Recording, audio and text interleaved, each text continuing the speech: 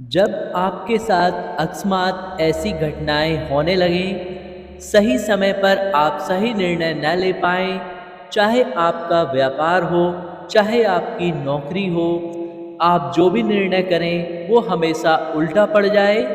और अगर आप व्यापार करते हैं तो पहले तो व्यापार चले और चलने के बाद फिर बंद हो जाए और आप अनेकों काम करते करते थक चुके हैं, लेकिन किसी काम में भी सफलता नहीं मिल रही है और घर में अचानक से क्लेश बढ़ने लगा है, बात बातों पर परिवार के सदस्यों में विवाद होने लगा है, तो आपके दिमाग में शांति नहीं रह पाती है। तो समझ लीजिए कि आपके घर पर नकारात्मक शक्तियों का प्रभाव पड़ चुका है, जिससे न तो घर में शांति होगी, न घर में लक्ष्मी रुकेगी, न आपका कोई निर्णय सही होगा और आप जो भी निर्णय लेंगे अंत में वो आपके लिए गलत ही साबित होगा और बाद में आप पछताएंगे कि काश आपने ऐसा नहीं किया होता।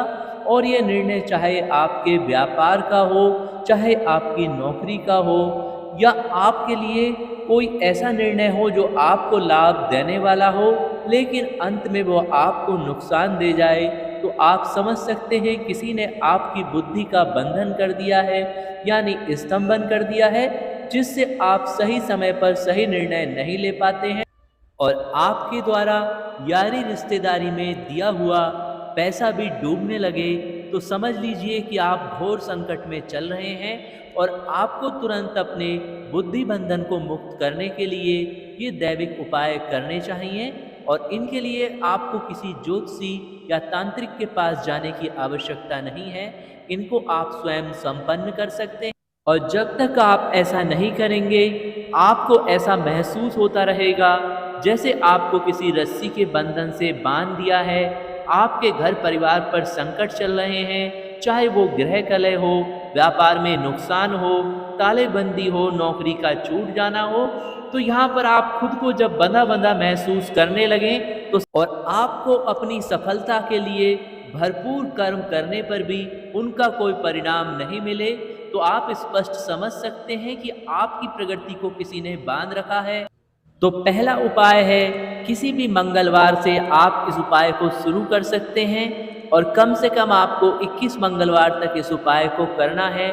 तो मंगलवार को आपको हनुमान जी के मंदिर में जाकर हनुमान जी को चोला चढ़ाना है और संभव हो तो आप मंगलवार का व्रत अवश्य करें और प्रतिदिन हनुमान चालीसा का पाठ शुरू कर दें, क्योंकि संकट मोचन हनुमान सभी कष्टों को हर लेते हैं, चाहे वो ऊपरी बाधाएं हो या किसी शत्रु द्वारा किया गया आप पर कोई भी तंत्र प्रयोग हो। और ये सबसे आसान उपाय है जिसे आप कर सकते हैं। इसके अलावा आपको एक उपाय अवश्य संपन्न कर लेना है। आजकल के परिवार को अपने कुल देवता और कुल देवी के स्थान के बारे में ज़्यादा जानकारियाँ नहीं होती हैं, क्योंकि अब संयुक्त परिवार नहीं रहे हैं। कुल देवी या कुल देवता के स्थान पर आपके पूर्वजों का पता लगता है।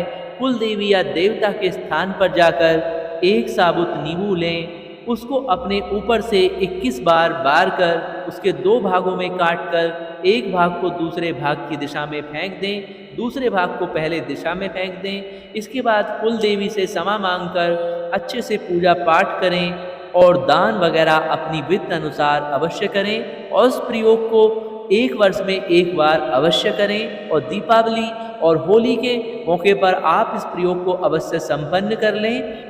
और इसके बाद है एक अत्यंत महत्वपूर्ण प्रयोग। इसमें आपको 1 मुट्ठी पिसा हुआ नमक लेना है और शाम के समय जब संध्या का समय हो अपने सिर के ऊपर से 3 बार उसे उतार लेना है, दरवाजे के बाहर उसे फेंक देना है और ऐसा 3 दिन लगातार करना है। और बेशक किसी दिन से भी शुरू करें, लेकिन 3 दिन लगातार करना है और वर्ष में केवल 1 बार इसे करना होता है। और इसके बाद है एक अन्य महत्वपूर्ण प्रयोग। 5 या 7 तरह के फल लेने हैं, उनको ले जाकर मंदिर में भगवान को अर्पित करना है और भगवान से अपनी सहायता और बंधन मुक्ति की प्रार्थना करनी है और ऐसा 5 मंगल या गुरुवार को करना है। तो आपके ऊपर से सारे बंधन मुक्त हो जाएंगे और इन चमत्कारिक प्रयोगों को संपन्न करके आप अपनी समस्याओं का निराकरण कर सकते हैं।